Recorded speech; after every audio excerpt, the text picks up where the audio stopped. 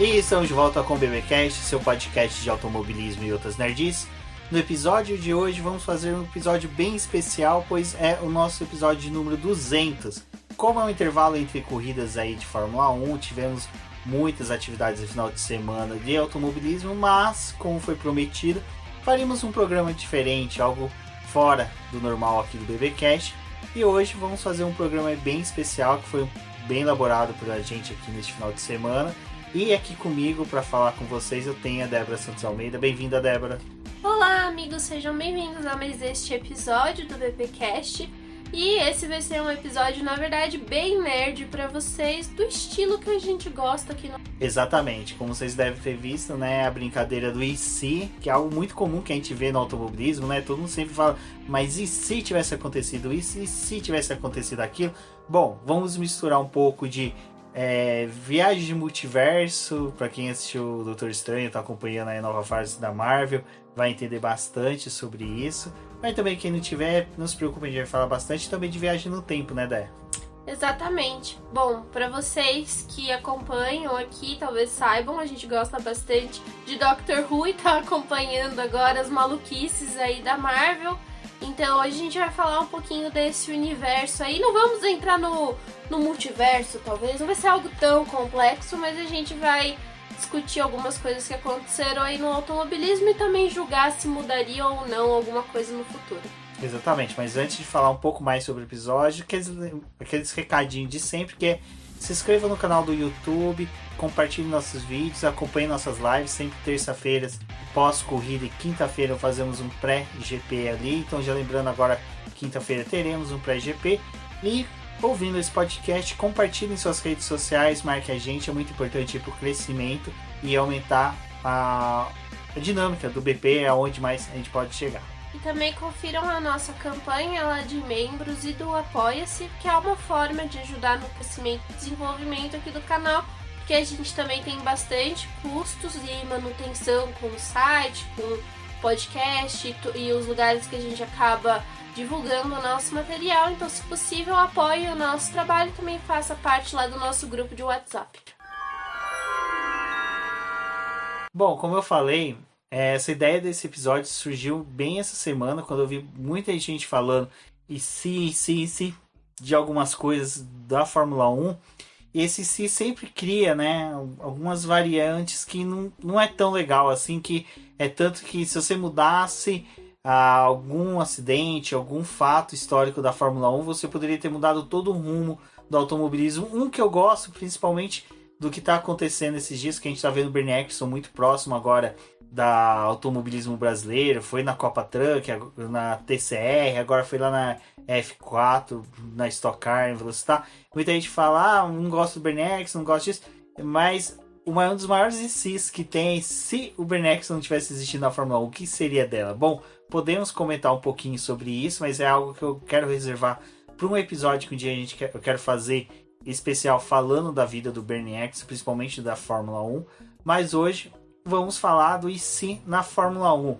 A ideia um pouco é simples, é falar de como seria, né, alguns cenários se a gente tivesse mudado alguns pontos da Fórmula 1, tivesse feito algum tipo de intervenção, mas colocando aquela pitada nerd, como a Débora falou, da viagem no tempo. Quando a gente fala sobre viagem no tempo, ou quando você já assistiu alguma adaptação, a gente vê que sempre cai na mesma coisa, né? Independente do que você faça, você vai acabar chegando muitas vezes no mesmo ponto, porque uma das teorias é que não importa o que você faça, vai ter uns desdobramentos, né? Então vai ter aquele efeito borboleta e que vai acabar levando a várias outras adaptações e vai chegar no mesmo resultado. Tem um livro que eu gosto muito, e se vocês aí são nerds também ou querem conhecer o mestre do terror, que é o Stephen King, e muita gente acha que ele só tem livros de terror, mas o Novembro de 63, que conta a história do Kennedy, é uma história de viagem do tempo, onde o personagem principal tenta mudar esse evento, que é a morte do Kennedy, e aí vai ter vários desdobramentos a partir disso. Bom, Principalmente a história do Kennedy é um ponto em que a gente já teve várias adaptações contando exatamente isso, se tentassem mudar. Mas esse livro do Stephen King é um que eu recomendo muito. Se você tá aí escutando, vale a dica. Apesar de ser um livro bem grande, é um livro que você devora muito rápido. Então, outra dica que vai ser interessante, já vai anotando algumas dicas que a gente vai dar agora de cultura nerd. Como a Débora falou, novembro de 63, quando teve o assassinato do Kennedy, esse livro do King, a Débora foi lendo e foi comentando com algumas coisas comigo referente à viagem no tempo. E já aproveitando o gancho do assassinato do Kennedy, em novembro de 63, vai lembrar que Doctor Who estreou no dia do atentado contra o Kennedy. Então, para quem for acompanhar agora o episódio, recomendo que procurem Doctor Who. Vocês vão ver muita coisa que a gente fala aqui de interferência em linha temporal, interferência nessas coisas. É muita coisa que a gente aprendeu da série, e quando eles discutem isso, eles utilizam muito conhecimento, né, do que a física já fala sobre viagem no tempo. Questão de, principalmente, paradoxo do avô, o paradoxo de Bootstrap. Acho que eu até falei errado, deixa eu ver aqui. Bootstrap. Paradoxo de Bootstrap. E também do princípio da autoconsistência de Novikov. Perfeito. Gente, é uns nomes assim bem difíceis. Vocês sabem aqui que nome a gente no BBcast às vezes dá uma escorregada. Então são princípios da viagens no tempo que assim norteiam essas questões que a gente vai respeitar aqui. Conforme a gente for falar de decisões que a gente teria feito, por que a gente não mudaria ou mudaria, e qual desses que a gente pode prever que aconteceria uma autocorreção do tempo, que aí até vale uma explicação do que é o princípio de autoconsistência de Novikov. É que assim, é uma ideia que esse princípio também, eu não conheci ele diretamente pelo nome, eu conheci ele mais pelos livros do Isaac Asimov, que Isaac Asimov ele trata que não importa se você viaja no tempo, se você vai para o passado e você interfere no passado, o próprio tempo se autocorrige, ele cria uma forma de alterar o universo, faz uma forma de corrigir tudo isso que você alterou para que no futuro tudo volte ao normal, tudo esteja da mesma forma antes de você ter viajado, que é um pouco o que acontece, né, Débora, no novembro de 63. É isso mesmo. E também tem a questão que em algumas histórias, né, tipo De Volta pro Futuro, tem a questão de você criar uma nova linha temporal. Então, independente de você ter mudado alguma coisa, tipo, aquela linha principal, aquele fato aconteceu, e numa segunda linha temporal isso não teria acontecido, e aí teria esses desdobramentos. Tem várias teorias a respeito disso. Felizmente não temos uma viagem do tempo aí ainda para poder ver algumas coisas, né? Na verdade, eu acho que eu gostaria de voltar, assim, tipo, pro começo da Fórmula 1, pra poder ver Elisabetinha, que é rainha da Inglaterra lá, nos seus primórdios da Fórmula 1, porque essa acompanhou todas as temporadas. Exato, então para vocês verem que tem várias discussões também sobre isso, a gente vai meter muito assunto já, questões de física, de viagem no tempo, então principalmente se você entende disso, até pode entender melhor que a gente, acredito que vai ter uma galera que entende até melhor, comente com a gente, venha falar sobre esse assunto. Uma das coisas que a gente também vai falar aqui é da questão de se a interferência do ato ou do momento causaria ou não repercussão, até mesmo criando uma nova linha temporal, e que isso vai ser bem legal. Bom, dos temas que eu separei, dos fatos ocorridos na Fórmula 1 que eu separei aqui, porque gente, tem muita coisa que aconteceu, infelizmente tem muito piloto que morreu, que a gente poderia falar se voltasse, se salvava ou não, a gente ia fazer um episódio de 20 horas, então eu só separei alguns que eu acho que daria uma discussão ou outra, e outros que dariam para colocar um ponto em que vocês vão entender um pouco de como seriam essas interferências. Mas antes de prosseguir, como é uma viagem no tempo, eu e a Débora decidimos falar que cada um utilizaria um meio de viagem diferente, e aí eu falei para ela qual seria a sua máquina do tempo, eu vou falar a minha, e você depois fala nos comentários como você gostaria de viajar no tempo. Primeiro a Débora, e ela já fala por que ela escolheu isso. Bom, eu vou escolher, obviamente, a Tardes, né? Porque fui eu que acabei fazendo rumismo assistir Doctor Who. E é uma série que foi muito importante na minha vida. Acho que, na verdade, foi uma das que mais expandiu a minha cabeça para poder ver outras obras de ficção científica. Hoje, acho que a maioria dos livros que eu acabo lendo, geralmente, é de ficção científica. E é aquela coisa, né? Tardes, Inglaterra, nascimento da Fórmula 1, tá tudo conectado, então eu acho que este é o melhor meio para você viajar com segurança. Bom, para viajar com segurança eu diria que eu vou viajar de DeLorean, né? Porque De Volta pro Futuro é aquele filme que quando passava eu parava para assistir, não importava quantas vezes foi. Foi o primeiro box que eu comprei, o primeiro DVD que eu comprei, o primeiro DVD que eu fiz a Débora maratonar. E, cara, pra mim... Não, isso não foi o primeiro não, foi Star Wars? Não, foi o primeiro.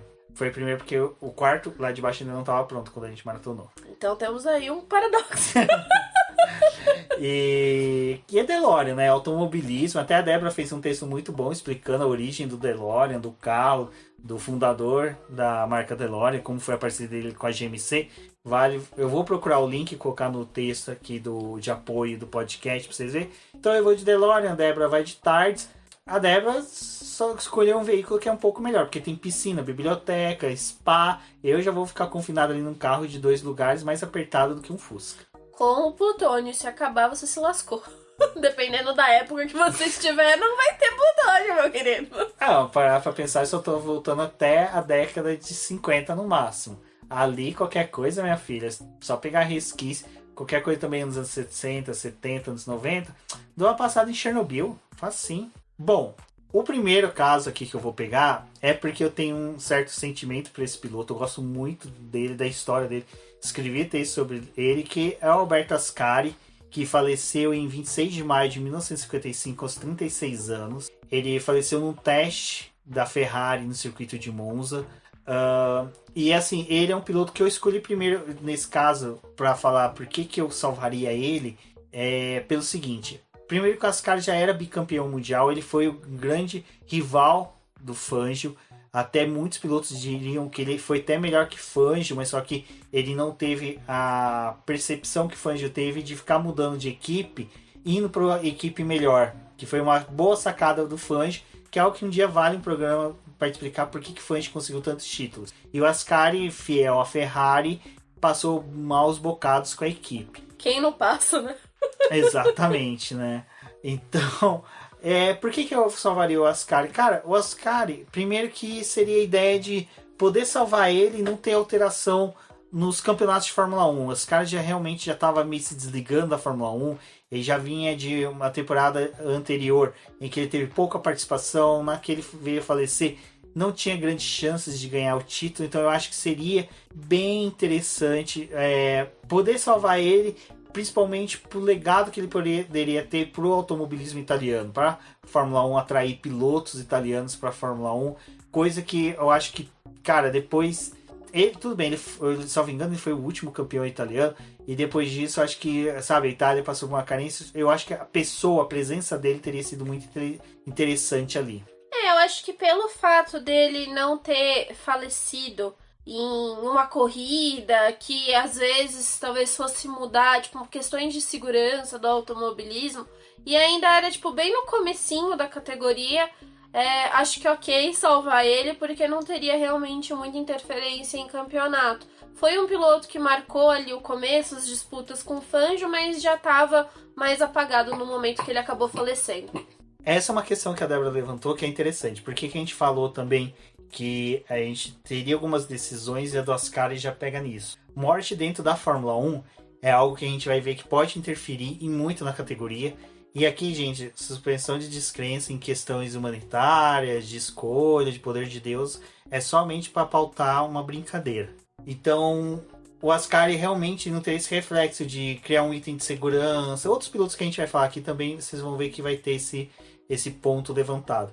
Mas a Ascari não teria essa questão de mudanças de regulamento, mudanças de regra, principalmente porque foi uma morte durante um teste de outro protótipo da Ferrari, tinha nada a ver com a Fórmula 1, então realmente não interferiria, e já era um piloto que já estava, pelo que eu estudei da vida dele, já inclinava para sair da categoria, então isso eu acho que não alteraria tanto, e como eu falei, eu acho que era uma pessoa que a gente optava mais por salvar por questões pessoais, por questão de história mesmo. É que pela idade que ele faleceu, né, tipo, ainda tinha uma vida pela frente, né, e agora a gente vai vendo que com o passar do tempo a gente vai perdendo ainda mais alguns pilotos que restaram, né, desses começos ainda da categoria, não ainda, quer dizer, dessa parte, né? Acho que pilotos um pouco mais recentes, mas de qualquer forma é alguém que eu acho que não ia interferir muito se ele não tivesse falecido nesse teste. Agora, a escolha desse piloto vai mudar muito a Fórmula 1. É um piloto que vai ter uma interferência, mas aí eu vou falar que eu salvaria. Eu quero ver a opinião da Débora, principalmente porque Jim Clark, que faleceu em 7 de abril de 1968, aos 32 anos, era um piloto que eu vejo que se fosse salvo, eu salvaria, porque é um ídolo que eu tenho, assim, pra mim, foi o melhor piloto de Fórmula 1 até hoje. Pra mim, ele é o concurso. E qual que é a ideia? Salvar pra mim, ali ele já era, salvo engano, bicampeão mundial. Ele estava arrumando pro próximo título, havia ganhar a primeira corrida, ele faleceu antes da segunda.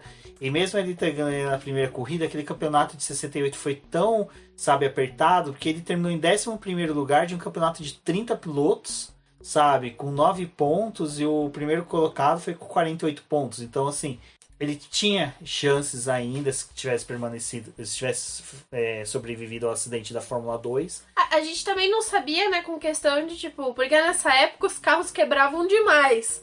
Então a gente também não sabe o quanto que, tipo, digamos assim, de se salvar ele não ia perder corridas, ia perder pontos, então, e não ia ter esse campeonato.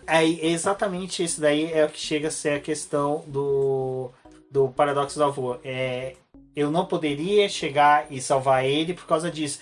Porque ele estava numa época da Fórmula 1 que vários pilotos se acidentavam fatalmente. E é por isso que eu falo que salvar a vida de Jim Clark não teria tanto reflexo em questão de segurança da Fórmula 1. Porque naquela época... Não era discutido isso. Exato, não era discutido isso. Não era, sabe, não tinha tantas coisas. Era simplesmente... morreu, tira o carro da pista, vamos seguir a corrida. Nessa época era muito comum para os pilotos. Eles já estavam acostumados com a morte, né? Só anos depois que eles começam a, tipo, realmente perceber que aquelas pessoas que estavam ao lado deles não deveriam morrer. E aí eles começam a lutar cada vez mais por questões de segurança. Mas nessa época todo mundo sabia que você entrar em um carro que era veloz e em pistas, que também recomendo os textos da Denise para vocês conhecerem um pouco dos circuitos antigos e de todas as mudanças que foram realizadas. Esses próprios lugares o pessoal já estava meio que acostumado a determinados circuitos aí, sabiam que pessoas iam falecer porque tinha determinada curva que era muito perigosa, ou correr naquele lugar era perigoso por questões climáticas. Então era um piloto que estava em atividade e era muito forte. Poderia ter ganhado esse campeonato, mas às vezes salvar ele teria tirado também alguém muito importante desse campeonato, talvez até interferisse, tipo, em questões de quebra de um carro, em que ele não ia levar esse campeonato de qualquer forma. Então, o Jim Clark é o cara que eu acho que dentro do princípio de autoconsistência no Vikov, eu acho que a gente poderia salvar ele daquele acidente, né, que foi fatal a ele. Mas eu acho que, infelizmente, ele deveria sofrer um outro acidente fatal no futuro. Porque o Jim Clark, ele, ao contrário de outros pilotos, ele estava correndo todo final de semana. Tinha final de semana que ele participava de 2, 3 provas. Tinha final de semana que tinha Fórmula 1 ele corria, e Fórmula 2. Ele corria tanto na Fórmula 2 como na Fórmula 1. Então, ele viajava para outros países também, né? Viajava muito de avião. Então, assim, ele é o piloto que entra daquele princípio que a gente falou da autoconsistência. Em que o universo, de alguma forma, ia falar assim, opa... Que daí a gente remete, cara, assistam, pra quem não assistiu, temporadas da série do Loki, né? Uhum. Que tem lá a agência que organiza as linhas temporais, que seria um pouquinho disso. Alguém ia virar e falar assim, ele não podia ter sido salvo, porque ele vai interferir muito na Fórmula 1.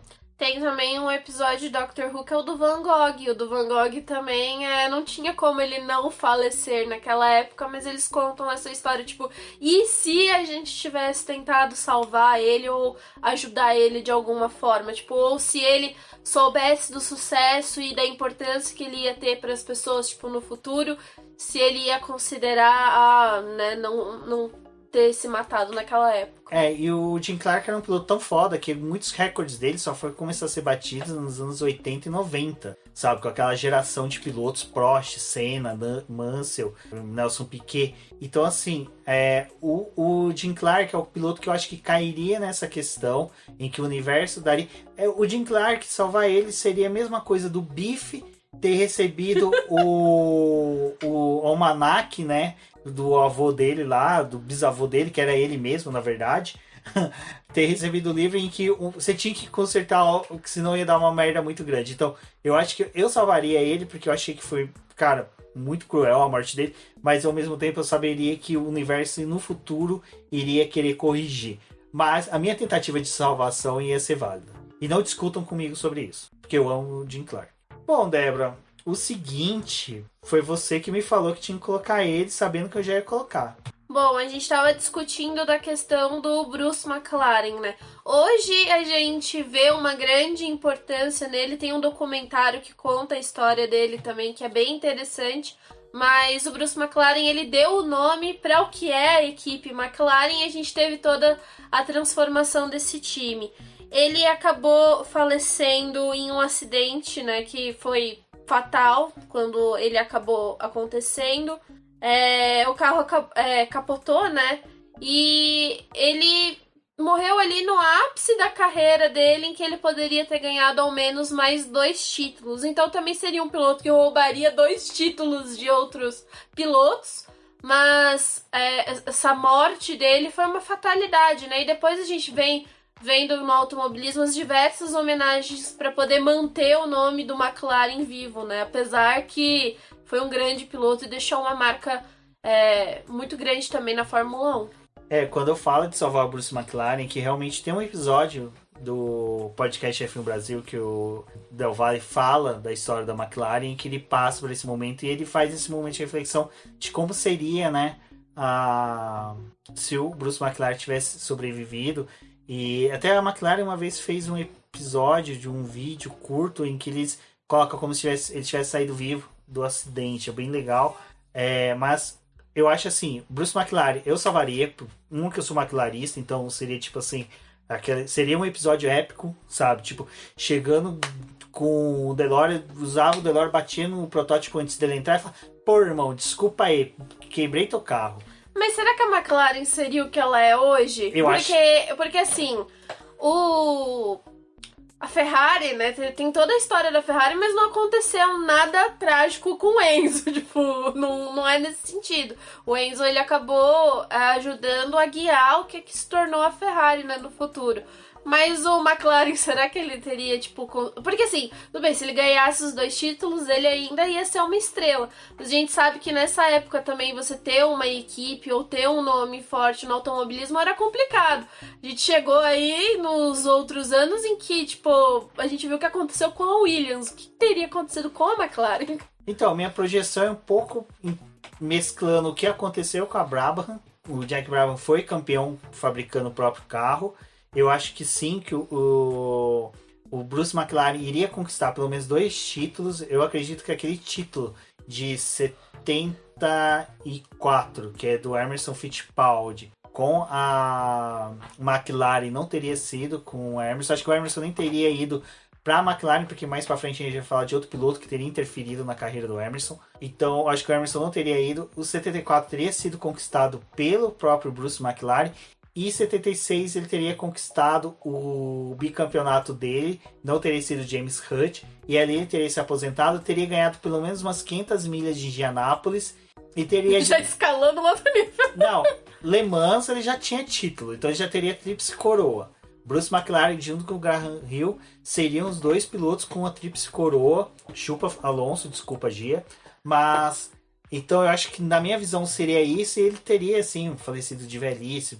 Às vezes não, né? Às vezes tava aí que nem o Bernie Eccleston, aí andando pelo Velocitar. Mas eu acho que ele é um cara que teria interferido muito na questão da dinâmica que seria a Fórmula 1.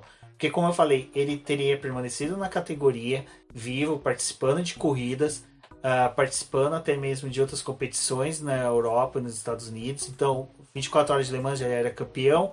Teria ganho 2 títulos pela McLaren, aquele título que foi do Emerson, e o de 76 que foi do James Hunt seria do Bruce. Então ele já teria 2 pilotos ali que teriam sofrido consequências nos seus títulos. Número de vitórias também, outros pilotos teriam reduzidos ali, né? Então esse é o cara que ia criar uma linha temporal totalmente, ia pirar a batatinha de quem controla as linhas temporais. Então, mas esse eu faria com gosto, sabe? Faria com com alegria. E aceitar os bichinhos te procurando na igreja lá. Ia aceitar tudo. Dane-se. Ia salvar o Bruce McLaren com orgulho. Eu ainda ia dar o livro do Adranil pra ele e falar assim, ó, estuda esse cara, contrata esse cara na década de 80 ali, não deixa ele pra Mark, já reserva esse cara aí pra vocês, tá bom? Então, quando a gente assistiu o documentário dele, realmente dá aquela dó, né, de quando ele acaba falecendo. Você fica tipo, nossa, tinha tanta coisa pra poder... o cara falece com 32 anos no ápice, né? E o pior é que, infelizmente, nessa época era muito comum pilotos de 30 e poucos anos falecerem, porque esse era o momento de ápice do automobilismo. Hoje, com 32 anos, você tá velho pra estar na Fórmula 1, né? Pra muita gente aí é nesse nível. Mas nessa época eles eram muito jovens e acabavam falecendo. Exato, então provavelmente Bruce McLaren ia limar os títulos ali de Emerson Fittipaldi e do James Hunt. E agora... Então Fittipaldi esquece, não, né? Não, Fittipaldi não teria nenhum Coitado título. do Pietro. Não ia ter nomes no automobilismo. Porque cagou a linha Jochen do Pietro, Hint... cagou o Enzo. Meu Deus. Então, o Jochen Hint era outro que eu salvaria. E esse é o cara que ia destruir a linha temporal. Era aquela que, sabe, a agência lá do Loki lá, que ele fica lá, todo mundo ia pirar, ia ter alarme pipocando pra todo lado, a SHIELD ia ficar louca. Como é que é o nome da agência lá de Doctor Who? Do Capitão Jack? Torchwood. A Torchwood ia pirar, a TARDIS ia ficar loucaço, o capacitor de fluxo ia pirar na batatinha, porque Jochen Hint se salva. Ia ter um problema e não ia conseguir ir pra lá. Exato, cara, ia despedaçar céu, sabe? Nem. Nossa, ia ser pior que a Wanda. Por que o dele seria o pepino grosso?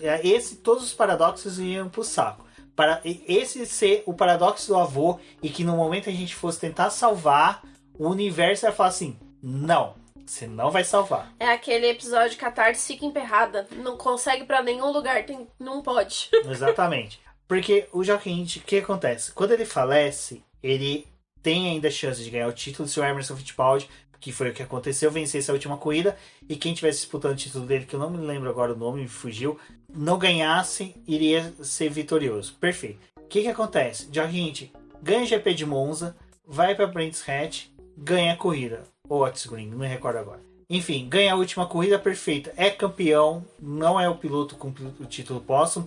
Ele seria o primeiro piloto da Lotus por mais alguns anos. Então, esquece o título do Emerson em 72. Emerson não teria ganho o título de 72. Emerson não teria tido o título de 74 porque eu já tinha voltado no tempo e salvado o Bruce McLaren. Ou seja, Emerson Fittipaldi não teria nenhum dos títulos. Aí que fica, ele teria criado a Cooper Sucker ou não, tá?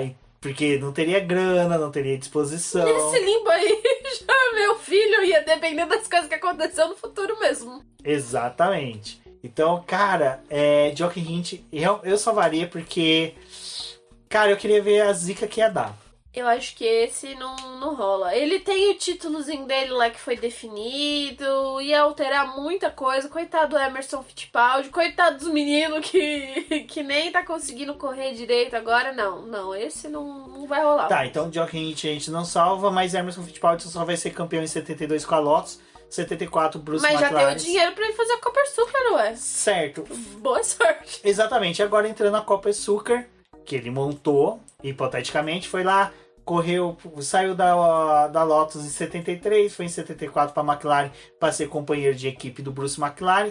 Bruce McLaren ganhou o título em 74, vai que em 76 Não, Emerson ganhou em 74, Bruce ficou puto e demitiu ele e foi e montou a Cooper Sucker. Aí entra outro piloto que eu ia salvar, que é o José Carlos Passe, que morreu no acidente de avião, né, em 18 de março de 1977.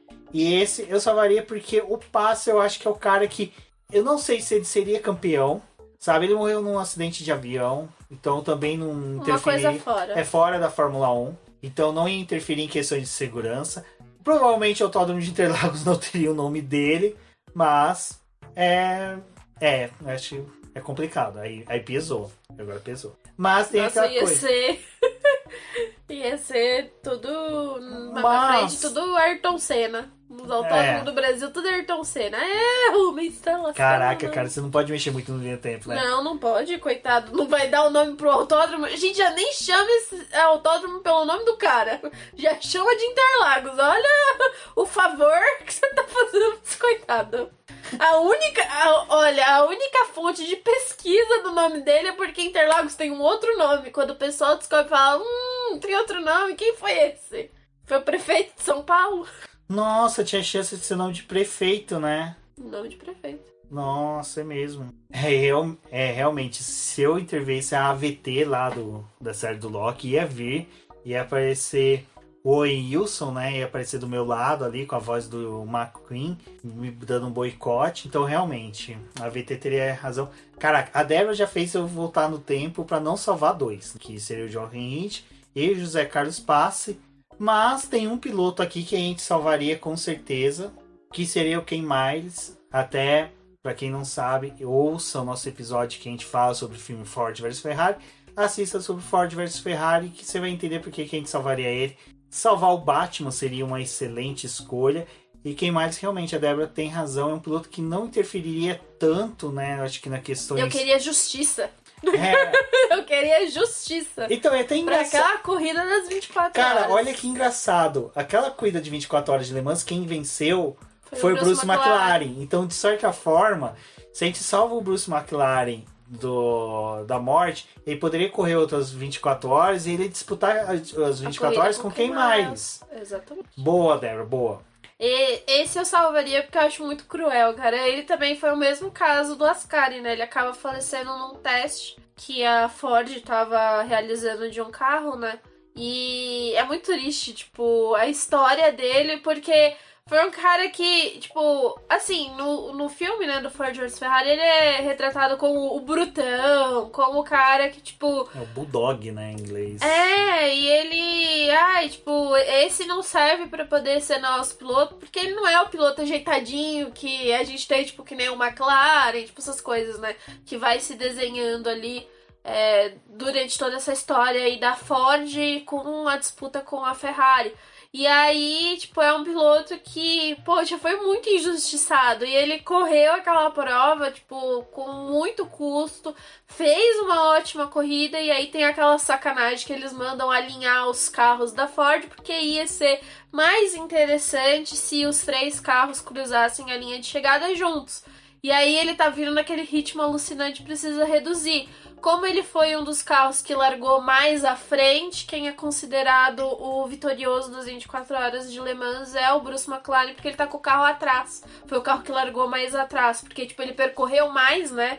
Mais do circuito. E nesse período de 24 horas. E é muito, muito injustiçado aquilo, gente. Aquilo é muito errado. E depois ele acaba falecendo e não tem a chance de disputar mais vezes. E agora a gente vai numa discussão que vai, assim, a gente salva o Ken Miles, como a gente falou, não interfere em tanto, mas ele ficaria ali ainda com o filho, com a família. Então é uma coisa assim que realmente a gente teria tanto parâmetro do automobilismo como uma questão até mesmo pessoal, né? Tipo, íntimo do cara que poderia ainda ter ficado mais tempo com o filho pequeno. E era um cara muito técnico, né? Acho que eu me pergunto, tipo, que ele poderia ter mudado pro automobilismo. Tipo, o forte dele não é com relação à Fórmula 1, mas aos carros de GT, né? Tipo, quanto que a técnica desse cara, se eles conseguissem, tipo, um meio caminho ali, porque tinha uma forma de conduzir conversas com ele, mas, tipo, quanto que ele poderia trazer e agregar de questão de técnica para esses carros de GT. E esse é um caso que eu acho que, assim, o pessoal da VT, o cabeçudo gigante lá, que eu esqueci o nome do Afif, né? Que ele iria falar, né? Eu acho que não interferir tanto, eles não iam achar tão ruim. E se eles iam falar, não estamos ocupados com o Loki aqui, deixa eu passar esse. Mas um acidente que aconteceu que eu interferiria seria o do Niki Lauda no GP da Alemanha de 1976, ali naquele 1º de agosto. Esse é um acidente que acho que é meio complicado, mas é aquela coisa, tipo, acho que o Lauda não merecia ter passado por aquilo, porque ali tinha uma parte que já estavam criando uma certa consciência com relação à segurança, mas ao mesmo tempo, tipo, meio que debocharam da questão dele de, pai, você não quer correr em Nürburgring, tipo, é uma pista perigosa, mas estamos todos aqui para poder correr riscos. E eu acho que o acidente dele não deveria ter acontecido. E esse é um risco que a gente coloca, né? Não colocando o acidente na linha temporal. Qual outro momento? Porque assim, eu acho que ele sofrer um acidente parecido seria aquela coisa que, dentro dos princípios da autoconsistência, ela iria forçar ele a ter de novo. E qual o risco de ser até mesmo um acidente fatal para ele ou para outro piloto? É complicado, porque também esse acidente do Lauda é algo que acaba moldando ele, e aí ele interfere numa coisa que é, tipo, mais primordial, que é o que a Mercedes se tornou, né, e venceu todos os títulos que venceu agora na atualidade.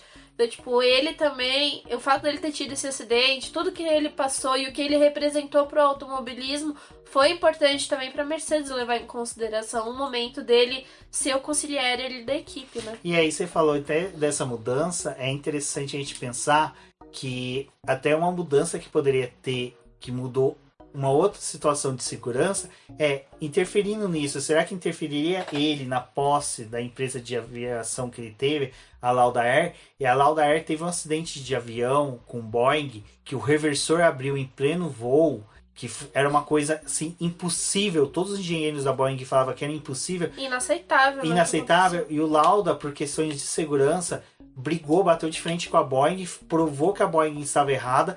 E isso mudou várias regras de segurança da aviação. Ou seja, quantas outras vidas essa teimosia do Lauda por segurança, e que ele forçou mesmo, teve briga judicial contra a Boeing, não mudou e salvou várias outras vidas no futuro de outros aviões que não tiveram o reversor aberto em próprio voo. Então, às vezes, um voo que caiu, é aquela coisa, né? É isso que até às vezes o Lito fala nos vídeos dele quando tem acidente. Nunca um acidente da aviação passa em vão, né? É sempre feito um estudo para que isso não aconteça de novo.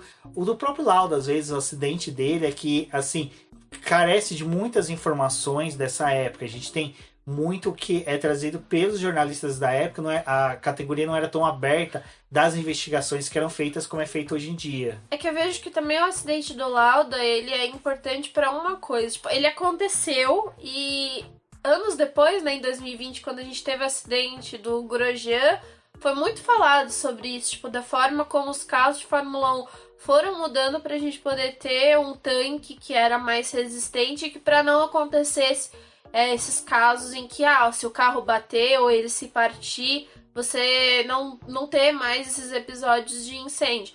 Assim, é um piloto que é aquela coisa, né? Tipo, passar por um episódio de incêndio, ter todo, tipo, o corpo queimado, tipo, toda a parte de recuperação dele é uma coisa muito triste, tipo, ele ter vivido aquilo. Porque foi uma teimosia de todo mundo ali de querer correr e ele acabar, tipo, sendo levado. Talvez, tipo, ele não tivesse entrado na corrida, tipo, ele tivesse batido o pé e deixado todo mundo se lascar lá e corram vocês. Poderia ter ocasionado em um outro piloto ter sofrido esse acidente. Então é aquela dualidade. E às vezes tipo, outro piloto que passasse por isso ia ser a referência. Não, às também. vezes dependendo assim, poderia ser que por ter sido um piloto que não era um campeão mundial, como ele era, que sobreviveu e não tivesse a voz ativa, acabasse que, tipo assim, simplesmente falava, não, ele aposenta, nunca mais ninguém toca no assunto, o acidente passa em branco, e não teriam criado regras de segurança. Então, realmente... É complicado. E isso daí entra naquela coisa que a gente falou que, pra quem assistiu já Doctor Who, pega, sabe o que me lembrou esse episódio do acidente do Lauda? O episódio de Pompeia. Em que tem um episódio, pra quem não assistiu, que o Doctor Who vai até a cidade de Pompeia no dia que explode, né, o vulcão, e ele fica indeciso se salva algumas vidas ou não.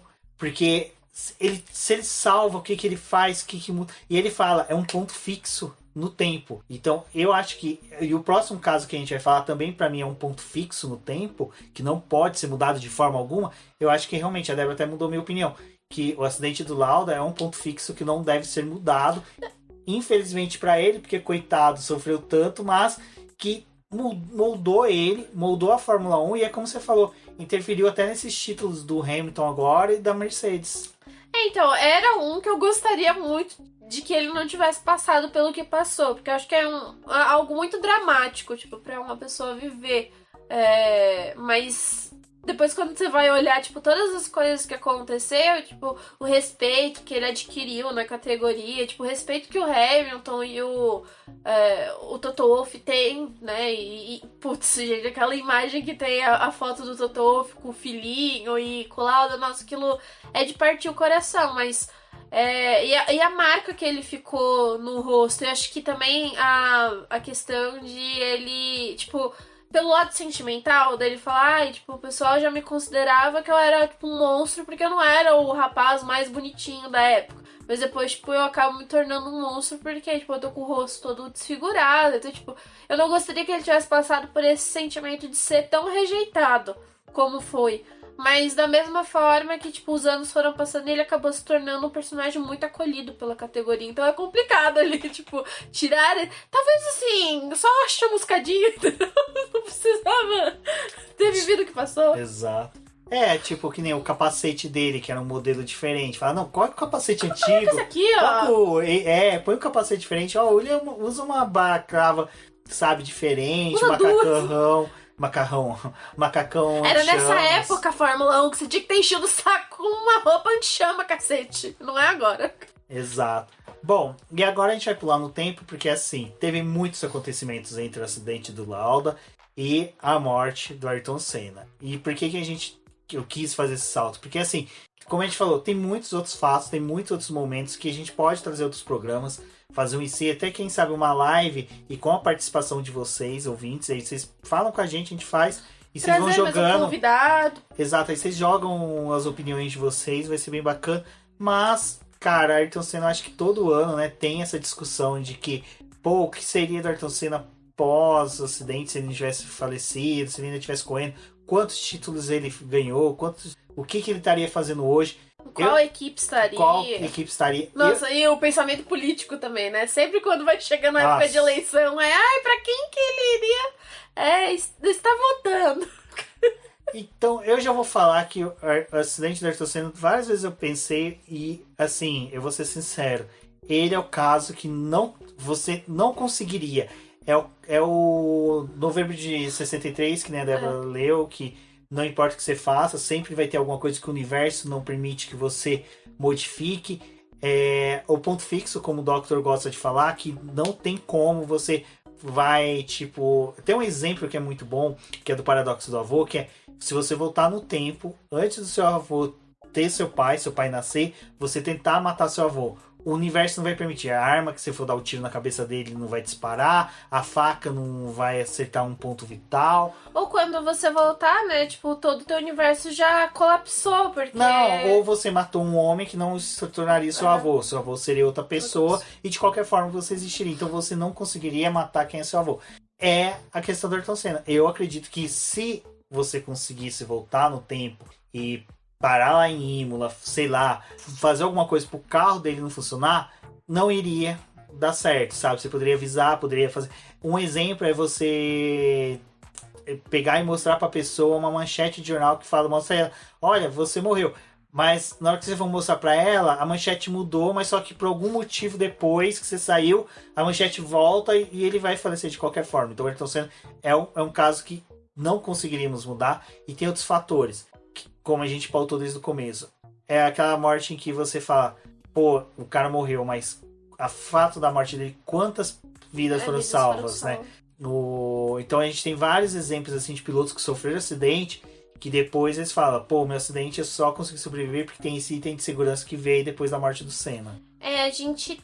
quando tem a morte do Senna, os carros de Fórmula 1 acabam passando por toda uma reformulação. Então eles vão a fundo verificar a célula de sobrevivência, todos os equipamentos, né? Tipo, o fato dele ter morrido por conta da barra de direção também. Todas essas coisas foram estudadas. E os carros de Fórmula 1, hoje em dia, né, a gente reclama muito que, nossa, estão extremamente pesados, ficaram muito grandes, são uns trambolhões.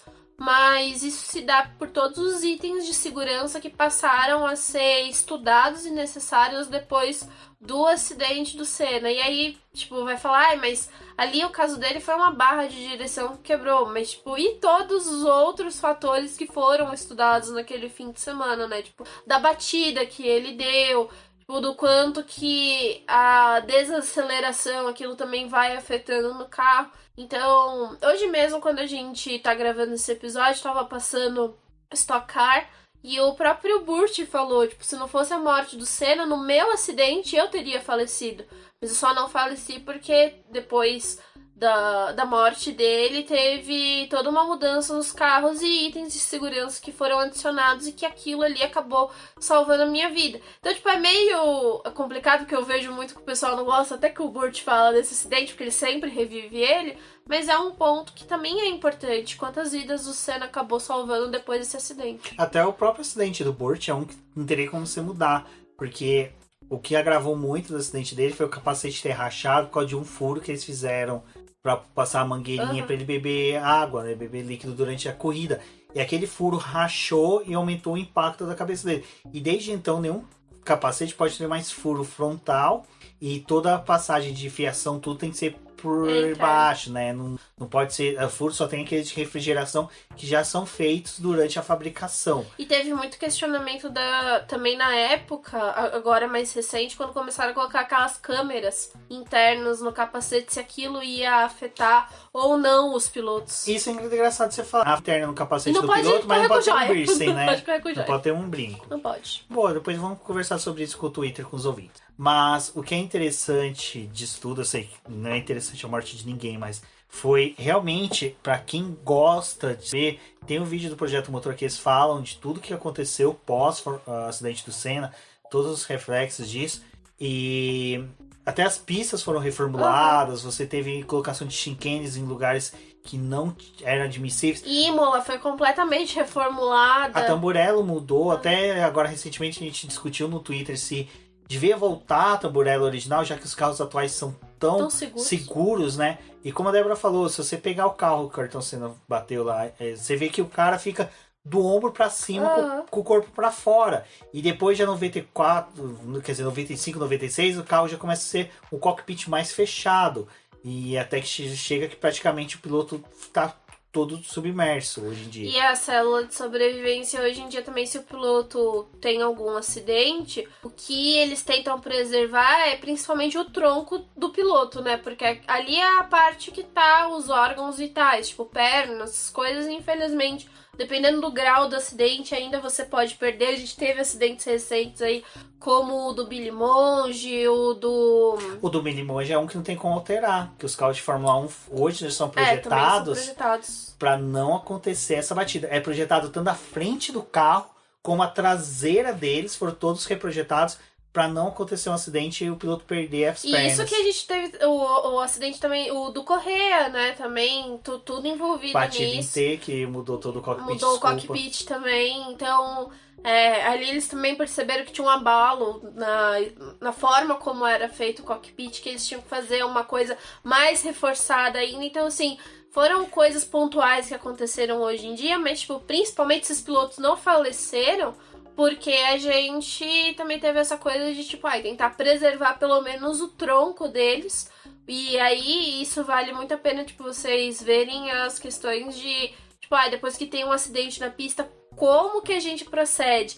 Também a questão ali do Senna, muita coisa mudou, tipo, na agilidade, no quanto de tempo você tem que deslocar o piloto pro hospital. Então, voltando no acidente do Lauda, a questão do Lauda aumentou o número de extintores, presença de bombeiros. Na pista, né? Porque antes, desculpa, mas é que Nürburgring é uma pista que eu gosto muito. Ela era uma pista muito grande. Hoje quando ela é usada, né, e quando a Fórmula 1 correu da última vez, ela foi praticamente destruída, porque é um trecho muito curto. Mas na época que eles corriam, tinham partes dessa pista que não tinha nem, tipo, a área de escape era na árvore. Se você saísse da pista, você batia numa árvore.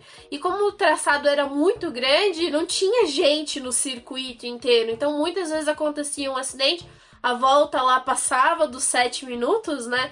E aí, tipo, só quando o outro piloto conseguia, tipo, avistar alguém que avisava que tinha um acidente.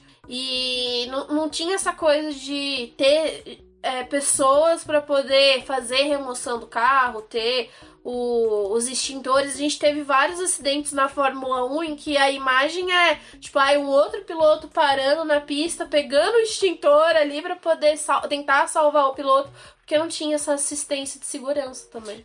Então, e aí até uma coisa que é interessante. É engraçado como a gente vai intercalando nesses dois acidentes, do Lauda e do Senna. O do Lauda, hipoteticamente, se ele salva ele, não acontece o incêndio e a Fórmula 1 flexibiliza, não reforça os itens de segurança de incêndio, podia ser que hoje o Max Verstappen não fosse campeão, porque o Jos Verstappen sofreu um acidente, acho que em Hockenheim, eu peço que o pessoal me corrija, em 94, que pega fogo no carro durante o reabastecimento. Imagina se ele morre ali, Max Verstappen não existiria, não teria o título de 2021. Então, assim, realmente, se você mexe uma peça ali, tudo bem que a gente já destruiu tudo na hora que a gente salvou o Bruce McLaren de Jim Clark. Mas, hipoteticamente, a gente está no multiverso em que não salvamos o Jim Clark, não salvamos ninguém lá para trás, estamos discutindo só salvar Lauda e Senna. A gente só salvou o Bruce McLaren porque a gente queria ver a interação dele com o Zac Brown, entendeu? Exato. Só a gente salvou ele e falou, para de correr. A gente te salva, mas você para de correr. Fica na sua aí. Fica na sua. Então, a do Lauda tem isso, né? A questão do acidente do Jos Verstappen até do Magnussen, não, do Grosjean. Grosjean teria falecido, porque itens de segurança de fogo. Tudo bem, outras categorias também sofreram, mas vamos pautar só no que seriam os reflexos da acidente do... Outra coisa que teria acontecido se tivesse salvado o Lauda. Hipoteticamente, ele teria sido tricampeão de Fórmula 1 pela Ferrari na década de 70. Provavelmente ele teria se aposentado ali e falado, não volto mais, e a McLaren não conseguiria trazer ele na década de 80. GP de Mônaco de 1984. Agora tô indo longe pra caramba com essa mudança de tempo. Aquele GP em que o Prost, cena, pede pra acabar, ele termina em primeiro, Senna em segundo. Prost teria sido campeão em 84. Eu acho que até mesmo o Prost não teria pedido pra acabar aquela corrida, e aí? Será que o Senna teria vencido, como todo mundo aponta? O carro teria quebrado? Cara, você vê que mexer numa peça lá atrás, você cria vários ICs pra frente que não mudam mais. Mas agora, voltando para o acidente do Senna, tem várias coisas, como o próprio Instituto Ayrton Senna, às vezes poderia ter a dimensão que tem hoje, sabe? O apoio para tantas crianças, né? Porque o fato de ter essa instituição criada pela irmã do Senna, quantas crianças também de periferia daqui de São Paulo foi ajudada, né? Foram ajudados, então às vezes pode ser que ele eu acho que talvez falou, não quero mais ter, ou tipo, não vou ter tempo pra cuidar disso, vai ficar uma coisa mais pequena, sabe? Então às vezes, sabe? Então é difícil. O Senna realmente é um cara que gosto muito, sou muito fã, cara.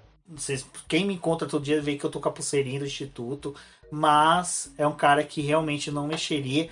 E tem outro piloto que a gente não mexeria, né, Débora, que seria o acidente do Jules Bianchi. Infelizmente é um piloto que, assim, pra minha geração que voltou a assistir Fórmula 1 depois de 2010, é uma geração que não perdeu seus ídolos, né? A geração do Rubens ainda, tipo, teve o Senna, mas a gente... E também acho que, tipo, a geração do Rubens estava mais próxima desses acidentes do que a minha tá hoje. E o do Jules é um acidente que a gente discute muito. Também teve o da Maria Delavilotte. Eu pensei nela agora. Ela salvaria. Ela também salvaria, mas o dela também é aquela coisa, porque, tipo, aconteceu num curto período de tempo ali entre os dois, né? E o do Jules foi importante para os carros de Fórmula 1 virarem um chinelo, ter o Halo, né? Mas é uma coisa que, tipo, quantas vidas ele já salvou nesses últimos anos, tipo... Então, a Maria Velota também. Eu lembro que na época, quando discutiram o halo, também se já tivesse implementado, já teria salvado ela, mas... É muito complicado, tipo... Mas foi os dois acidentes com a Marussia, mesma equipe, que surgiu a discussão da necessidade do halo. Sim, teve e também porque o dela foi do Surtees, capacete, né? O neto dele, sim. O dela também teve a questão do capacete. Que do capacete entra... O do Massa também. Interferimos no acidente do Felipe Massa na Hungria. Não tem como interferir, porque o do Massa também mudou a especificação do capacete. E também toda essa treta que a FIA agora tá com esse negócio de proibir piercing, mas, tipo, tudo que foi feito ali é pra realmente, tipo, se tiver um acidente, o piloto não ser afetado, tipo, não ter uma rachadura no capacete, não ter nada que consiga entrar ali na viseira, tipo. Acho que esse acidente do Massa também é importante pro que o Hamilton teve com o Verstappen, que o carro passa em cima, a roda do carro do Verstappen passa em cima da cabeça do Hamilton. Tipo, e se fosse um capacete qualquer ali? Não, aquele ali é aquele... gente, até o pessoal que é da NASCAR, me corrijam o nome do piloto, eu não me recordo, que deu a origem ao Hans, que ele morreu numa chicotada, e é o piloto que, se a gente voltasse na NASCAR e tivesse salvado ele, o Hans hoje não existiria, e ele simplesmente, vários pilotos teriam morrido em acidentes. O próprio, a gente falando de itens de segurança, vamos supor, o Antoni, se a gente tivesse salvado ali na Bélgica, o Billy Monge, se a gente tivesse salvado, o Senna tivesse salvado, hipoteticamente, esses três, o Jules Bianchi também, a Maria Villotta, que foram pilotos que tiveram muitas discussões no formato do carro de hoje em dia, eram pilotos que teriam interferido na vida do Max Verstappen no acidente de Silverstone do ano passado e do Max Verstappen e do Lewis Hamilton em Monza. Sabe? Então, assim, é muito complicado. Até, assim, qualquer peça que a gente mova vai ter uma interferência muito grande. Tudo bem, eu sempre optei em questões de viagem do tempo na mesma teoria que Isaac Asimov tem, que é, você pode mudar hoje, mas o universo vai dar um jeito de corrigir. Então, se você salva a vida da pessoa hoje, amanhã ou depois ela vai voltar a falecer, porque... Vai voltar a falecer? Não, ela vai falecer, porque o universo vai ter que corrigir isso, porque ele tem que seguir. Até na época o Asimov apresenta os Eternos, né? Os Eternos, que são do Asimov, não da Marvel. É justamente isso, né? Deles corrigirem as linhas temporais. Eu acho que o acidente do Jules também é um piloto que, tipo, é muito discutido. Mas quando que ele estaria na Ferrari?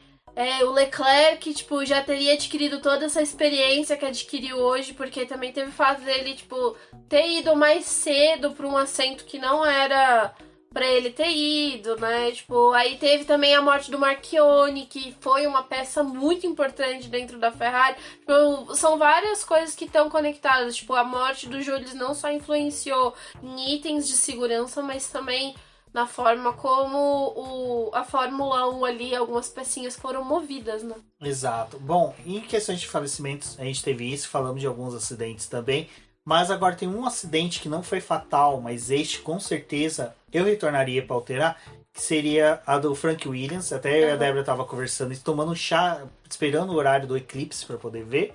Aí a gente falou, pô, isso seria interessante porque não ia interferir diretamente com itens de segurança, com mudanças do cenário da Fórmula 1, do cenário econômico. A gente ia continuar tendo Bolsonaro presidente, essas coisas todas, mas é uma questão em que eu vejo que, por simpatia à pessoa, a família, cara, é um cara que valeria a pena, sei lá, sabe, ter segurado ele mês, ou ter virado, falar pra ele, pô, eu dirijo o carro pro senhor, senta aí no banco, dorme até a viagem, e eu conduziria. E esse é um caso que eu acho que o próprio universo ia olhar assim e falar assim, a AVT ia falar, pode deixar, porque o próprio Frank entrou em depressão, a família entrou em depressão.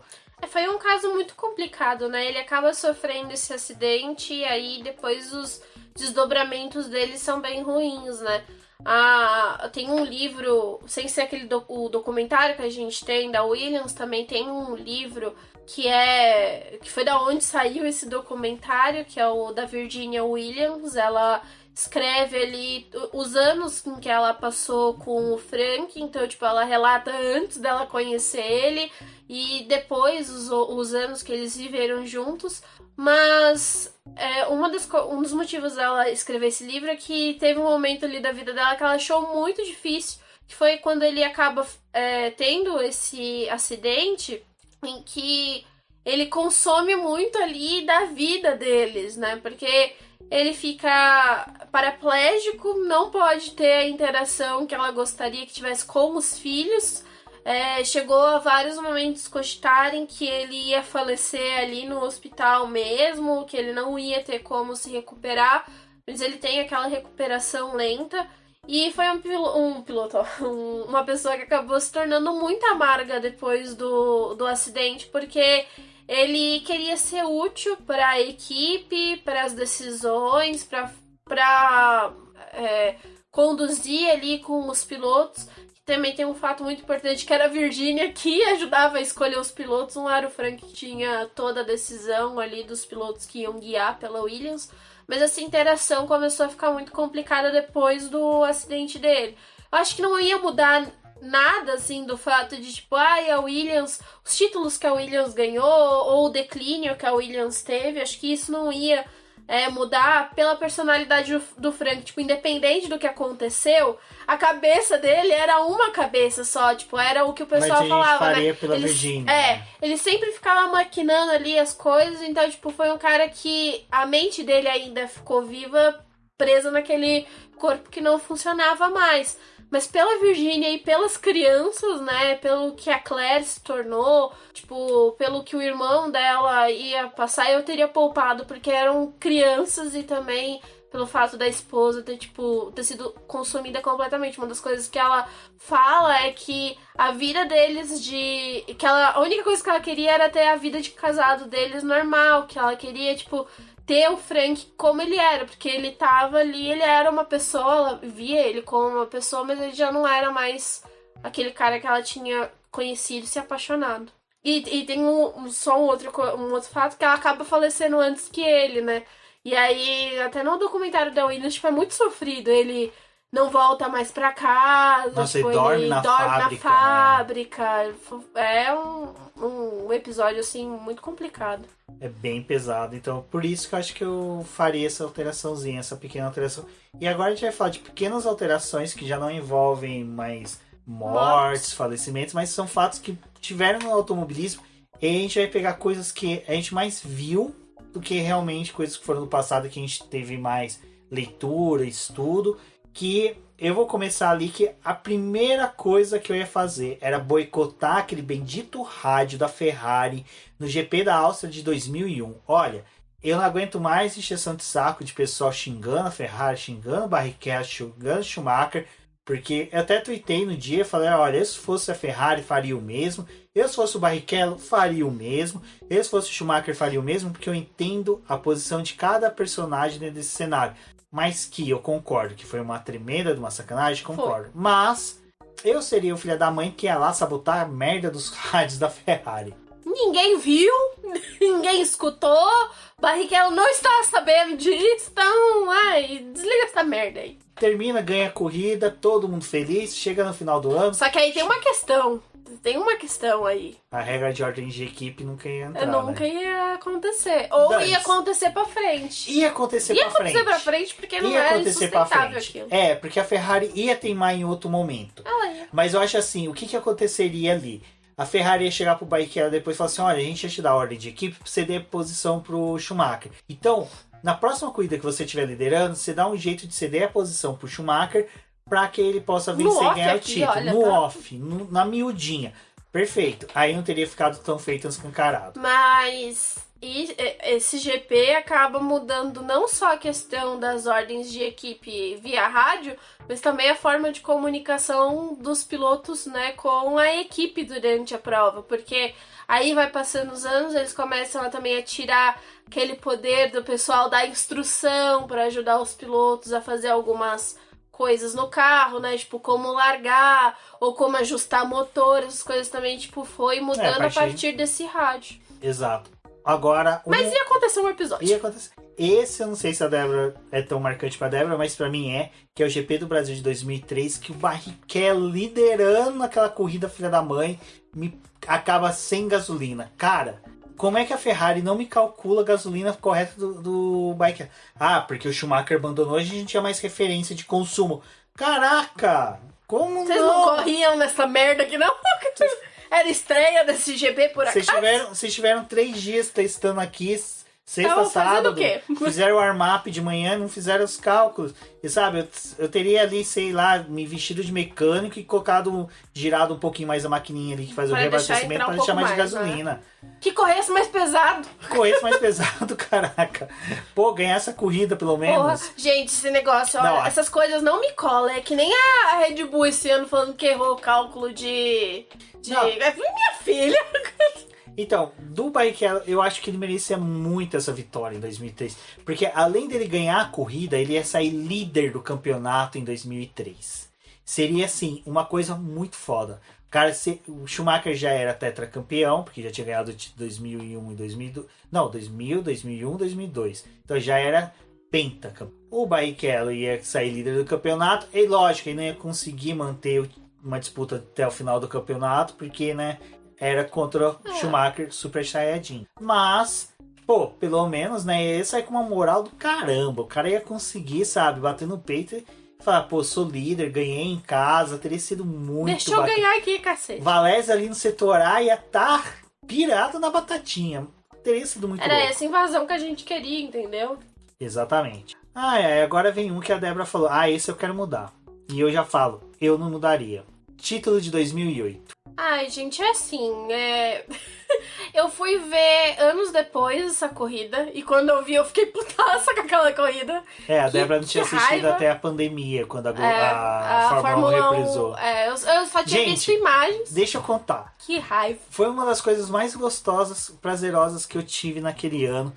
Foi ver a Débora reassistir essa corrida, porque ela nunca tinha assistido, ela só tinha lido. Mas assistam, quem não assistiu o GP do Brasil de 2008, assistam, uma das melhores corridas de todos os tempos. Aquela corrida é muito foda. Por todas as coisas que vai... chove, chove. E é bem típica de Interlagos, né? Agora a gente também pode falar que é Indianápolis também, porque Indianápolis na Indy deu uma puta numa corrida, né? Mas voltando aqui pro assunto principal... Voltando aqui pra onde tem que voltar, pra 2008.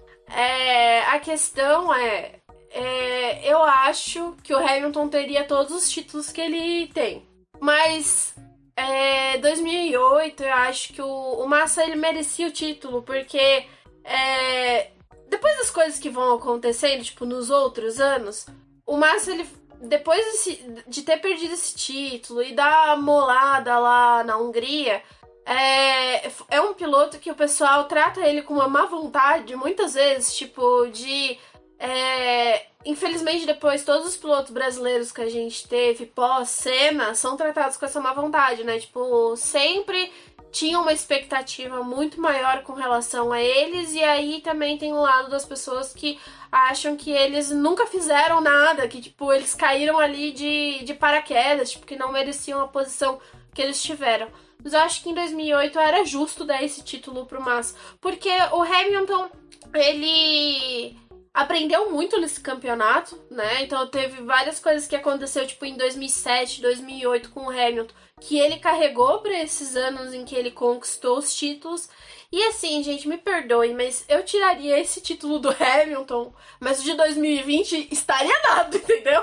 Ele ia ter os 7 títulos dele, ele ia ter, mas isso eu ia fazer. Então, eu tenho muita reticência em reservas, na verdade, em mudar esse título 2008. Tudo bem, eu concordo que o Hamilton seria o monstro sagrado que ele é hoje. Independente do que acontecer. Porque, assim, se você parar pra pensar, mas a Mercedes contrataria ele sem ter o título? Contrataria, porque se você visse o que era Lewis Hamilton, 2011, 2012... Em 2007, gente, é o que a própria Rafa fala, tipo, 2007, que ele não ganhou o título, foi uma puta temporada do Hamilton. Não, assim, eu falo assim, também. 2011, 2010, 2011, 2012, foram temporadas em que o Lewis Hamilton, eu até falo, a McLaren me seguia no Twitter, de tanto xingar a McLaren e o Lewis Hamilton por causa dos erros que tinha, que eram uns erros bem joviais, deu fulon, e até eu faria isso. Então, assim, isso que eu faço hoje em dia com o Ricciardo, gente, pra quem é fã, com o Hamilton era a mesma coisa. Até com o Pérez, com o Magnussen, com o Button, com o Alonso, eu xingo mesmo, tô nem aí. Pelo da McLaren eu vou xingar mesmo. Mas, eu acho que ele seria contratado. Assim, esse é um fato que tanto manter o título com o Hamilton como mudar pro Massa não interferiria muito no que seria o futuro. Eu acho que só acrescentaria isso que a Débora falou, o respeito que as pessoas teriam pelo Massa. Eu não me lembro o nome do jornalista que falou e deu uma matéria na BBC, na verdade, em 2009, que não entendia porque que os brasileiros não ficavam contentes com o cenário do Brasil na Fórmula 1, que a gente tinha Rubinho Barrichello correndo pela Williams, que era uma puta equipe, assim, de prestígio, de respeito. Tinha título, né? Era uma equipe de títulos. Exato, e tinha um piloto na Ferrari, e os últimos 2 pilotos, assim, o maior número de GPs que estavam presentes na Ferrari eram brasileiros. É que eu acho que o problema que a gente vê é que, pô, acho que pra qualquer piloto do mundo, tipo, que nem o Sainz hoje em dia, que é espanhol, correndo pela Ferrari, pra todas as pessoas do mundo correr com a Ferrari é um marco muito grande da sua carreira, porque, tipo, alguma coisa você despertou nessa equipe que é tão difícil de você conseguir um assento ali. E a gente vê que, tipo, em todos esses anos eles foram muito calculistas em quem trazer. Teve uma escorregada da Ferrari? Teve, mas eu acho que a maioria das vezes eles pensaram muito bem quem colocar ali naquela posição. Então, o Massa, ele foi escolhido para poder estar ali, tipo, putz, um vice-campeonato é uma coisa muito grande. Tipo, em outras categorias a gente vê que isso é algo muito grande. Pra muita gente, tipo, ser vice é algo ruim. Mas eu acho que esse título o Massa merecia, pela forma como as pessoas, tipo, julgam os brasileiros na Fórmula 1. Certo. Tá, então pela Débora ela mudaria, eu não mudaria, então a gente chega aqui e vê qual dos dois vai chegar primeiro em Interlagos pra falar pro Clocks. Bate ou segura? Ou deixa passar? Fica na tua aí, cara! Dá trabalho não. Bom. Cara chato. Não, coitado. O problema é, a gente interferiria também na corrida de duplas da Stock Car. O Massa não ia chamar o Glock, não tinha por que chamar. O Massa podia chamar o Hamilton. Podia chamar, olha aí, era melhor. Exato. Bom, aí agora chegando nos dois últimos tópicos, seria Vettel Alemanha 2018. Essa eu falei para ela, eu interferiria porque parece que a Alemanha 2018 foi uma borracha na cabeça de jornalistas e de outras pessoas de tudo que o Vettel fez. Tudo que vão analisar, não, mas o Vettel depois de 2018, não, o Vettel depois de 2018, Vettel 2018, mas ninguém vê que Ferrari depois de 2018 virou uma bosta, virou uma draga. Tudo bem, o que aconteceu com o Vettel em 2018 foi ruim, às vezes tem consequências com ele, tudo bem, perfeito. Mas eu acho muito simplista algumas análises, às vezes, pautar nisso. Ah, não, depois de 2018 ele perdeu os 4 títulos. Ei, bateu no muro, caiu os 4 troféus do carro, ficou lá na briga. Ele bateu na estante que tá... Então assim, é mais pra... Tô de saco cheio dessas análises simplistas do Vettel pautadas só em Alemanha 2018. Essa corrida do Vettel, eu acho que assim, não ia mudar a questão do campeonato, ia ser da mesma forma que ele ia foi. Perder pro Hamilton. Ele ia perder pro Hamilton porque aquela Ferrari já estava em declínio e não é só o fato da batida do... quer dizer, não é só o fato do GP da Alemanha ali de 2018. Teve nesse bolo toda a morte do Marchione. Aí teve aquele negócio da Ferrari de... Putz, a gente tá com o Leclerc ali na Sauber. A gente vai fazer o que com ele? Pô, vamos subir ele pra Ferrari. Aí tira a Raikkonen e bota a Raikkonen na Alfa Romeo. Tipo, foi toda uma mudança que teve nesse ano em que não só... foi essa corrida, mas interferiu em outras coisas.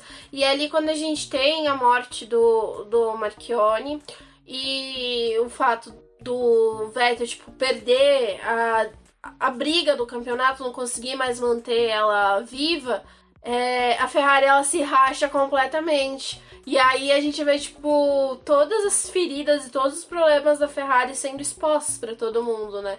Que aí é esse ponto que acaba também trazendo a reestruturação da Ferrari e movendo ela para o que ela se tornou hoje. Mas, assim, é uma coisa que eu não gostaria que tivesse acontecido com o Vettel. Tipo, sei lá, tipo, ele ia perder o campeonato de qualquer forma pro Hamilton, mas eu acho que o fardo dele ter carregado o peso de, tipo, Ferrari culpar, de certa forma, ele de tudo ter dado errado naquele ano foi algo demais, assim, tipo, deixaria passar, porque a partir daquele ano eles já começam a olhar pro grid da Fórmula 1 e procurar um outro piloto para substituir o Vettel. Exato, então eu faria mais isso. A bagagem é muito pesada, né? É mais por causa da discussão de que tudo é culpa daquele bendito GP e como você falou só um terço mais ou menos do que aconteceu. Tipo, a batida dele na Alemanha é a ponta do iceberg. Ninguém vê o que tá pra baixo do mar, assim. É que é muita coisa que aconteceu. Não, é porque, tipo, é mais fácil você lembrar desse problema dele na Alemanha do que lembrar de todas as coisas que a Ferrari tava passando naquele ano. Tipo, o problema o Vettel foi tipo aquele band-aid mal colado numa ferida, sabe? Que já tava ali. Não, a pessoa tá com uma fratura exposta, com o osso na canela vazado, você coloca o band-aid e fala, isso vai resolver. A culpa não era dele. Exatamente. Bom, e a última, que agora vai ser uma discussão até bacana. Título de 2021. Teria mudado Abu Dhabi ou não? A Débora fala que sim, que teria entrado ali na sala e teria dado uns tapas na cara do Masi. Eu teria dado uns tapas na cara do Masi e ia falar, acorda, filho da p... teria mudado, sim. Desculpa, teria mudado. Porque eu já teria dado aquele título pro Massa, entendeu? Então eu tô reparando o negócio aqui que eu fiz, entendeu? Ou se as borboletinhas bater as asas do jeito que elas têm que bater, o título ia ser do Hamilton, entendeu? Eu vou ser o problema sincero. foi ter tirado o título do Massa, aí ele perdeu de 2021. Eu teria mantido Abu Dhabi 2021 do jeito que foi. Não teria. Não. Eu não teria interferido em Abu Dhabi 2021. Eu teria interferido em Jeddah 2021. Também. O breaking test do Verstappen eu teria falado punição. Punição, stop go, punição de mais 5 segundos. Desclassificação, porque... O certo seria desclassificação. Desclassificação, né? Por causa do incidente ter sido tão violento. Mas eu teria interferido ali, porque eu acho que o Abu Dhabi tá gerando uma coisa que na Fórmula 1 já tá criando reflexo. Que é uma mudança de visão de leitura de regras, é uma mudança de direção de prova. Ou teria ido além, teria começado a mudar o campeonato no começo do ano. As decisões da FIA. Tipo, de terem manipulado, e estou usando manipulado não porque o Verstappen ganhou, mas o manipulado da questão de foram interferindo, foram fazendo pequenas interferências ali. Será que alguém voltou no tempo e aí deu essa merda? Pode ter sido alguém voltando no tempo aí, foi as batidinhas dos borboleta, entendeu? Foi, cagou. Mas eles foram interferindo no campeonato para poder deixar ele competitivo até o final. Então, ou você muda o final dele, ou você vem mudando desde o começo. Isso. E aí teria que mudar vários resultados. Isso é uma coisa que é bem interessante, né? No ano passado eles falaram que não iam fazer nada, muitas interferências no final do campeonato, porque eles não queriam interferir, mas esqueceram de tudo que eles fizeram desde o começo, né? Que interferiu sim no campeonato. Então, realmente, eu acho que seria no começo, mais ou menos, pegar e falar assim: vamos vender um workshop de aplicação de regras pro Masi? Vamos trocar o Masi? Vamos... Sabe o que a gente podia fazer? Sei lá, dar laxante pro Masi e ele perder a reunião, acertar o contrato. E aí, o Covid tava aí, né, gente? Não, era o só Covid é pesado, né? Não, mas era só ter deixado umas corridas ali fora. A gente ia dar o teste positivo. Falsificar teste. Falsificar teste, Tá, isso pode mesmo. ser. Não ia dar o Covid, entendeu? O teste ia pegar um Covid toda a corrida, né? Testando que nem o Vettel veio e não queria participar, entendeu? Ia falsificar testes do Masi e todas as coisas do ano passado. Não ia correr o ano inteiro. Pode ser. Ia virar alvo de estudo, eu não ia atrapalhar ninguém. Mas eu acho que realmente esses dois campeonatos, decisão da final, eu não faria. 2008 eu acho, cara, é muito complicado. Porque, assim, tudo bem, a análise do GP que decidiu o campeonato, ela é muito difícil. Porque 2008 do Massa, tudo bem, o Massa perdeu porque teve toda a teve outras coisas. Mas teve outros fatores. Eu acho que, assim, eu não interferia no final da corrida. Mas aquele motor da Hungria que ele explodiu não teria feito. Ou, simplesmente, no pit stop de Singapura, que ele saiu com a mangueira presa. Teria mais cuidado, galera! Mecânico, olha, toma cuidado com essa bosta aí, verifica ela antes, sabe? O tipo, não faz... Um que a gente tava falando até antes era o do Alonso, né? O Singapura Gate. Lá. Se a gente avisaria pro Nelson não fazer o acidente ou não. Não, eu acho que era uma coisa que não tinha o que fazer. Ia acontecer. Se não fosse nessa corrida, ia ser em outra. Ia ser e poderia ser pior. Poderia ser pior, exato. Poderia Dependendo ser da corrida, um acidente bem mais pior. Ou, tipo, do jeito que o pessoal gosta de ir levando as coisas, tipo... Sei lá, eu acho que independente se fosse Singapura ou não, ia acontecer em outra pista. Então, eu acho que assim, são dois momentos que eu não interferiria. 2008 e 2021 No máximo, realmente, eu falar, ó, aqui tem que ser uma punição, aplica, não deixa passar em branco porque ficou feio. Porque a final realmente fica meio complicada, sabe? Bom, pessoal, aí foi o BBcast número 200. Espero que vocês tenham gostado. Foi uma brincadeira, realmente. A gente quis fazer algo diferente nesse episódio de comemorativo, porque ou era isso, ou era fazer um episódio sobre o GP da Bélgica, não, da Espanha. E GP da Espanha, eu sei que vocês vão dormir durante a corrida, e vocês provavelmente vão dormir durante o BBcast. E fico feliz que vocês tirem uma horinha de sono com a nossa vozinha chegando ao ouvido de vocês. Mas não durmam, compartilhem o BBcast. E aí, o que vocês acharam? Quais outros momentos da Fórmula 1 vocês alterariam? O que vocês não mudariam? Quais pontos que a gente alterou que vocês acham que seria uma cagada tremenda? Ou quais momentos que a gente não alterou e que seria uma cagada tremenda não alterar? Se você entende também de viagem no tempo, porque essas questões... Você entende? Não. Você provavelmente entende mais do que a gente aqui é palpiteiro. Fale com a gente nas redes sociais, comente, traga a opinião de vocês, vai ser muito bacana. E essa foi uma brincadeira realmente para conversar com vocês até a realização da próxima corrida. Bom, pessoal, muito obrigada por ter escutado o episódio até aqui. Como o Rubens falou, comente com a gente se você concorda ou não nas nossas alterações. E a gente volta na próxima semana com os comentários sobre o GP de Barcelona e todas as alterações que o pessoal vai trazer. Isso mesmo, pessoal. Então, compartilhem, se inscrevam no canal, acompanhem com a gente. Um forte abraço e até a próxima. Até a próxima.